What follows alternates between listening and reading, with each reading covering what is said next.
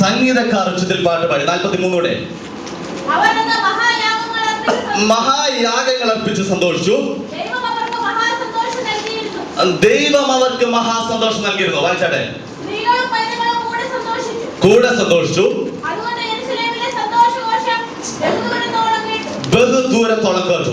ചരിത്രവും പശ്ചാത്തലമൊക്കെ വളരെ നന്നായിട്ട് അറിയാം. നെഹമ്യാവിന്റെ പുസ്തകത്തെ കുറിച്ച് വളരെ വ്യക്തമായി വിവരിക്കുന്ന എല്ലാവർക്കും അറിയാം. അർത്തഹ്ശഷ്ഠ രാജാവിന്റെ ഭരണകാലത്ത് 20ാമത്തെ ആണ്ടില് ഹഗല്യാവിന്റെ മകനായ നെഹമ്യാവ് രാജധാനിയിൽ, ശൂഷൻ രാജധാനിയിൽ ശുശ്രൂഷ ചെയ്യുന്ന കാലഘട്ടത്തിലാണ് ഹനനിയും മറ്റുള്ളവരും ചേർന്ന് പ്രവാസത്തിൽ നിന്ന് തെറ്റിയൊഴിഞ്ഞു പോയ യഹൂദന്മാരുടെ കാര്യം പറയുവാൻ വേണ്ടിയിട്ട് നെഹമ്യാവിന്റെ അടുക്കൽ വരുന്നു. നെഹമ്യാവിന്റെ അടുക്കൽ വരുമ്പോൾ ഹനന്യാവരുടെ കാര്യങ്ങൾ അറിയുകയാണ്. പ്രവാസത്തിൽ തെറ്റിയൊഴിഞ്ഞു പോയിരിക്കുന്ന ജനത്തിന്റെ അവസ്ഥ എന്താണ്, അവരിപ്പോൾ എങ്ങനെയായിരിക്കുന്നു, യെരൂശലേമിന്റെ ഇപ്പോഴത്തെ അവസ്ഥ എന്താണ്. ഹനാനി പറയുന്ന വളരെ ദുഃഖകരമായൊരു വാർത്തയുണ്ട്. ഇപ്പോൾ യെരൂശലേമിന്റെ അവസ്ഥ ഏറ്റവും പരിതാപകരമായി തീർന്നിരിക്കുകയാണ്. അതിന്റെ മതിലുകൾ ഇടിഞ്ഞും അതിന്റെ വാതിലുകൾ തീ കൊണ്ടും പൊന്തു കിടക്കുകയാണ്. ഏറ്റവും പരിതാപകരമായ ഒരു അവസ്ഥയിൽ യെരൂശലേമായി തീർന്നിരിക്കുന്നു. ഹനാനിയുടെ വായിൽ കൂടി കണ്ടപ്പോൾ രാജധാനിയിൽ പട്ടുമത്തയിൽ കിടന്നുറങ്ങുന്ന സകല സുഖ സൗകര്യങ്ങളോടുകൂടി ആയിരിക്കുന്ന നെഹമ്യാവിന്റെ ഉള്ളിൽ ഉള്ളകറങ്ങാൻ തുടങ്ങി. ഇന്ന് പകൽക്കാലം സഭയുടെ പരിതാപകരമായ അവസ്ഥയെ കൊണ്ടുകൊണ്ട് സഭ എങ്ങനെ ആയിരിക്കുന്നു അറിഞ്ഞുകൊണ്ട്, ദൈവജനത്തെ ദൈവമാക്കി വെച്ചിരിക്കുന്ന അവസ്ഥയിൽ എങ്ങനെ നിങ്ങൾ ആയിരിക്കുന്നു അറിഞ്ഞുകൊണ്ട് ഉള്ളം കലങ്ങി അതിനുവേണ്ടി ചില പ്രവർത്തി ചെയ്തിരിക്കാൻ താല്പര്യമുള്ളവരെന്റെ ദൈവം അന്വേഷിക്കുകയാണ്. ദേശത്തിന് മധ്യത്തിൽ ഇടിവിൽ നിൽപ്പാനായിട്ട് ചിലരെ എന്റെ കർത്താവ് അന്വേഷിക്കുകയാണ്. ചില തീരുമാനമുള്ളവരെ, ചില ഡെഡിക്കേഷൻ ഉള്ളവരെ എന്റെ ദൈവം ആഗ്രഹിക്കുകയാണ്. അവനൊരു താല്പര്യം ഇതിനെ ഒന്ന് പണിതെടുക്കണം, ബന്ധു കിടക്കുന്നതിന് ചണ്ടിക്കൂപാരങ്ങളിൽ ചിലതിനെ പണിതെടുക്കണമെന്ന് നെഹമ്യാവിന്റെ ആഗ്രഹം.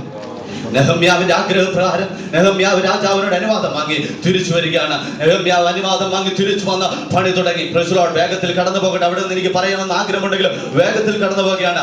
പണി തുടങ്ങി. സഭയുടെ പണി നന്നായി വരുന്നു, മതിലിന്റെ പണി നന്നായി വരുന്നു, അത് ഉയർന്നു വരുന്നു. ജനമെല്ലാം ഒന്നു ചേർന്ന് ഐക്യതയോടെ നല്ല രീതിയിൽ ഭംഗിയായി പണി മുന്നോട്ട് കടന്നു വരുന്നപ്പോൾ പ്രതിയോഗി എഴുന്നേറ്റു. എല്ലാ കാലഘട്ടത്തിലും സഭയുടെ പണിക്കെതിരാൽ ഒരു പ്രതിയോഗി നിന്ന് വെല്ലുവിളിക്കുന്നുണ്ടെന്ന് ഇന്ന് പകൽ ഞാൻ പറയട്ടെ. സൻബല്ലത്തും തോബിയാവും, അമോന്യനായ തോബിയാവും, ഹോരന്യനായ സൻബല്ലത്തിനും സഭയ്ക്കെതിരെ, സഭയുടെ പണിക്കെതിരെ ഉയർന്നു വന്നു. അവർ ചെയ്ത 4 കൂട്ടം കാര്യങ്ങളുണ്ട്. വേഗത്തിൽ പറയാം. അവർ ജനത്തിന്റെ ധൈര്യത്തെ കെടുത്തി കളഞ്ഞു. 2 അവരെ പരിഹസിച്ചു. 3 എഴുത്തയച്ചു, കള്ളപ്രവാചകന്മാരെ അയച്ചു. ഇങ്ങനെ 4 രീതിയിൽ സഭയുടെ പണിക്കെതിരെ ഈ സൻബല്ലത്തും തോബിയാവും ശക്തമായി എഴുന്നേറ്റ് വന്നു. സഭയുടെ പണി, മതിലിന്റെ പണി പകുതി വഴിക്ക് നിൽക്കുന്ന ഒരവസ്ഥയിലെത്തി. എന്നാൽ അകത്ത് ദർശനം പ്രാപിച്ച വ്യക്തമായി ദൈവശബ്ദം കേട്ടിറങ്ങിയ നെഹമ്യാവിന് ഇത് കണ്ട് പേടിച്ചേൽപ്പാനായിട്ട് സാധിക്കത്തില്ല. ഇന്ന് പകലിന്റെ ദൈവമക്കളെ, പല പ്രതിയോഗികളും പല ശത്രുക്കളും സഭയുടെ പണിക്കെതിരെ വെല്ലുവിളികളുമായി എഴുന്നേറ്റ് വന്നിരിക്കുക. പക്ഷെ കേട്ട് മാറി നിൽപ്പാനായിട്ട് ദൈവം നമ്മെ കുറിച്ച് ആഗ്രഹിക്കുന്നില്ല. വില്ലാളികളായി നിന്നുകൊണ്ട് സഭയുടെ പണിയെ പൂർത്തീകരിച്ചെടുക്കാനായിട്ട് എന്റെ ദൈവം നിങ്ങളെ കുറിച്ച് ആഗ്രഹിക്കുകയാണ്. സഭ പണിയാമെന്ന് വാക്ക് പറഞ്ഞവൻ കർത്താവാണ്. വ്യാജം പറയുവാൻ മനുഷ്യല്ലാത്തവൻ, ഭോഷ്ക് പറയുവാൻ മനുഷ്യപുത്രനല്ലാത്തവൻ. അവൻ പറയുകയാണ്, ഞാൻ എന്റെ സഭയെ പണിയെ പാതാള ഗോപുരങ്ങൾ അതിനെ ജയിക്കുകയില്ല. തിരുവചനം എന്ന് പറയുന്നത് ഒരു ഉടമ്പടി കരാറാണ്. പഴയ നിയമത്തിൽ അബ്രഹാം എന്ന് പറയുന്ന വ്യക്തിയിൽ കൂടി ഇസ്രായേലിനോടും, പുതിയ നിയമത്തിൽ യേശു ക്രിസ്തു എന്ന വ്യക്തിയിൽ കൂടി സകല മാനവരാശിയോടുകൂടി ഉടമ്പടി ചെയ്ത പിതാവായ ഉടമ്പടി ചെയ്ത ഉടമ്പടി കരാറാണ്. ഞാനാകുന്നെന്ന് എഴുതി ഒപ്പിട്ട് തന്ന ഉടമ്പടി കരാറാണ്. നിയമത്തെ ലംഘിക്കുവാൻ എന്റെ ദൈവത്തിന് സാധ്യമല്ല. ഒരു കാര്യം പറയട്ടെ, എന്റെ ദൈവം നിങ്ങളോട് ഒരു വാഗ്ദത്തം പറഞ്ഞിട്ടുണ്ടെങ്കിൽ അവൻ നിയമത്തെ തെറ്റിക്കുന്നവനല്ല. നിയമമായി നിങ്ങളോട് ഉടമ്പടി ചെയ്തത് അതേപോലെ നിവർത്തിപ്പാൻ എന്റെ ദൈവം വിശ്വസ്തനത്രേ. സഭയുടെ പണി നന്നായി മുന്നോട്ട് പോയി. സഭയുടെ പണി തീർന്നു. എല്ലാ ജനവും ഒരുപോലെ സന്തോഷിച്ചു.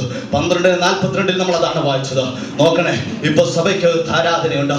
മഹായാഗങ്ങളെ അർപ്പിച്ചു. സഭയ്ക്കകത്ത് ആരാധന. 2 സഭയ്ക്കകത്ത് ഐക്യതയുണ്ടായിരുന്നു. 3 സഭയ്ക്കകത്ത് ലേവ്യർ, പുരോഹിതർ. വേഗത്തിൽ പോകട്ടെ. ലേവ്യരുണ്ടായിരുന്നു, പുരോഹിതരുണ്ടായിരുന്നു. 5 സഭയ്ക്കകത്ത് സംഗീതക്കാരുണ്ടായിരുന്നു. അതിന്റെ 6-ാമത്തെ വാക്യത്തിൽ, അതിന്റെ 46-ാമത്തെ വാക്യത്തിൽ ചിലരെ മേൽവിചാരകന്മാരായി നിയമിച്ചു. സഭയ്ക്കകത്ത് മൂപ്പന്മാരുണ്ടായിരുന്നു. ഒന്നുകൂടെ വേഗത്തിൽ പറയാം. സഭയ്ക്കകത്ത് ഐക്യ ഉണ്ടായിരുന്നു, ആരാധന ഉണ്ടായിരുന്നു, ലേവ്യരുണ്ടായിരുന്നു, മൂപ്പന്മാരുണ്ടായിരുന്നു, സംഗീതക്കാരുണ്ടായിരുന്നു. ഇനി അതിനകത്ത് പ്രത്യേകം ഒരു പദം പറയുന്നുണ്ട്. അവർ ലേവ്യർക്ക് വേണ്ടി അവർ വീതങ്ങളെ മാറ്റിവെക്കുന്നവരായിരുന്നു. സഭ കൊടുക്കുവാൻ പഠിച്ചു. ന്യായപ്രമാണത്തെ ഏറ്റെടുക്കുന്ന സഭ 7 വിധ ഗുണങ്ങൾ ഈ സഭയ്ക്ക് ഇതിനകത്ത് പറയാനിട്ടുണ്ട്. ഈ 7 വിധ ഗുണങ്ങളും തികഞ്ഞ സഭ സന്തോഷകരമായിട്ട് മുന്നോട്ട് പോകുമ്പോൾ അതിന്റെ സഭ പണി തീർത്തതിനു ശേഷമായി നെഹമ്യാവ് അർത്തഹ്ശഷ്ഠ രാജാവിന്റെ അടുത്തേക്ക് മടങ്ങിപ്പോയി. പിന്നീട് 12-ാമത്തെ അധ്യായവും 13-ാമത്തെ അധ്യായത്തിന്റെ തുടക്കവും തമ്മിൽ 12 വർഷത്തെ വ്യത്യാസമുണ്ട്. 32-ാമത്തെ ആണ്ടിലാണെന്നത് അടുത്ത വാക്യത്തിൽ പറയുന്നുണ്ട്, 13-ൽ പറയുന്നുണ്ട്. ഈ 12 വർഷത്തിന് ശേഷം നെഹമ്യാവ് തിരിച്ചു വരുമ്പോൾ കാണുന്ന കാഴ്ച ഹൃദയഭേദകമായി ചോരയും നീരും കൊടുത്ത് വളർത്തിയെടുത്തിരിക്കുന്ന സഭയുടെ അവസ്ഥ കണ്ടോ. നെഹമ്യാവിന്റെ ഉള്ളിൽ കലങ്ങി. നോക്കണേ, ആ 13-ന്റെ 5 വേഗത്തിൽ വായിച്ചട്ടെ. 13-ാമത്തെ അധ്യായം 4-ാമത്തെ വാക്യം കൂടി ഒന്ന് വായിച്ചട്ടെ. 13-ന്റെ 4. ആ എലിയാശീബ് പുരോഹിതൻ നോക്കണേ, സഭായോഗത്തിനകത്ത് സഭയ്ക്കകത്ത് ഒരു വലിയ അറ ഒരുക്കി കൊടുത്തു. ആർക്ക്? തോബിയാവിന്.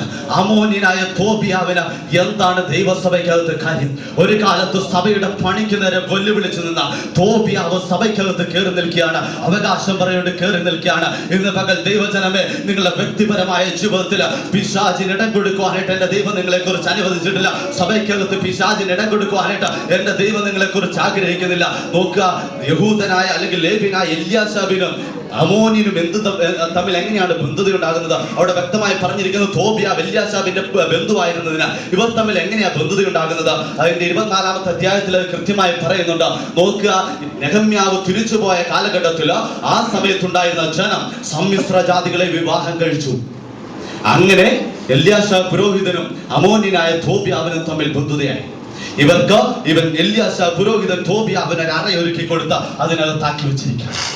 ഇത് നിമിത്തമുണ്ടായിരിക്കുന്ന പ്രശ്നങ്ങൾ നോക്കി 13-ന്റെ 4-ൽ പറയുന്ന ഒരു സമ്മിശ്ര ജാതി, ഇടയില്ല പിണക്കൂടരുതെന്ന് തിരുവചനം പറയുമ്പോൾ ഒരു സമ്മിശ്ര ജാതിയെ ഉളവാക്കി സഭയ്ക്കകത്ത് ദേശത്തിലെ ദൈവജനത്തിന്റെ അവസ്ഥ ആയിരിക്കുന്നത് നെഹമ്യാവ് കാണുകയാണ്. 2 പിശാചിന് ഇടം കൊടുത്തു. 3 ആരാധന അറ്റുപോയി. 13-ാമത്തെ അധ്യായം 5-ാമത്തെ വാക്യത്തിൽ കാണുമ്പോൾ ആരാധന സഭയ്ക്കകത്ത് അറ്റുപോയി. 13-ന്റെ 15 വരുമ്പോൾ ഏറ്റവും ഖേദകരമായ അവസ്ഥ, അവർ ശബത്തിനെ ലംഘിച്ചു. സഭായോഗങ്ങളെ ഉപേക്ഷയായി വിചാരിച്ച് അതിനെ നിസ്സാരമായി കണ്ടുകൊണ്ട് ജനം വല്ലാത്തൊരവസ്ഥയിലേക്ക് മാറിപ്പോയി. 13-ന്റെ 24 വരുമ്പോൾ നിങ്ങൾക്ക് കാണാൻ സാധിക്കുന്നു, ജനം ഒരു 13-ന്റെ 24 വേഗത്തിൽ വായിച്ചോട്ടെ. 14-ോട് ചേർത്ത് വായിച്ചോട്ടെ. 13-ന്റെ 14-ോടെ നോക്കുക. 23, 24 ഞാൻ ഉദ്ദേശിച്ചത്. നോക്കുക, സമ്മിശ്ര ജാതിയെ വിവാഹം കഴിച്ചുകൊണ്ട് ഒരു പുതിയ തലമുറ രംഗപ്രവേശം ചെയ്തു. നെഹമ്യാവ് പോയിരിക്കുന്ന 12 വർഷം കൊണ്ട് ഒരു പുതിയ തലമുറ, ദൈവത്തെ അറിയാത്ത, യഹൂദ ഭാഷ അറിയാത്ത, ദൈവജനത്തിന് മര്യാദ അറിയാത്ത ഒരു പുതിയ തലമുറ ഉടലെടുത്തു. സഭയുടെ ഏറ്റവും പരിതാപകരമായ അവസ്ഥയിലേക്ക് കാര്യങ്ങൾ നീങ്ങുകയാണ്. എല്യാശാ പുരോഹിതൻ ഇതെല്ലാം നോക്കി നടക്കേണ്ടവൻ.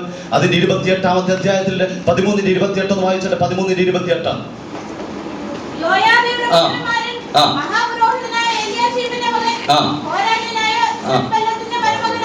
നോക്കുക, സൻബല്ലത്തിന്റെ മരുമകനായിരുന്നു. ആര്? സൻബല്ലത്തിന്റെ മരുമകനായ എല്യാശാബിന്റെ മകനായി തീർന്നു. അവസ്ഥ വളരെ പരിതാപകരമായി. സഭയ്ക്കകത്ത് ഒരു കാലത്ത് ആരാധനയ്ക്ക് നേതൃത്വം കൊടുക്കേണ്ടവൻ നെഹമ്യാവ് പോയിരിക്കുന്ന ഒരു കാലഘട്ടം നോക്കിക്കൊണ്ട് സഭയ്ക്കകത്ത് ഏറ്റവും പരിതാപകരമായ അവസ്ഥയിലേക്ക് സഭ എത്തിച്ചേർന്നിരിക്കുകയാണ്. ആരാധന ഏറ്റുപോയി, സഭ കൊടുക്കുന്ന നിർത്തി, സംഗീതക്കാർ പോയി, ലേവ്യർ പോയി, പുരോഹിതർ പോയി, സകലവും നിന്നുപോയി. അവർക്ക് പുതിയൊരു തലമുറ ഉടലെടുത്തു. ഏറ്റവും അവസാനമായി 7-ാമതായിട്ട് പറയുന്നു, ഒരു പുതിയ രീതിയിൽ ഒരു പുതിയ ബന്ധുത.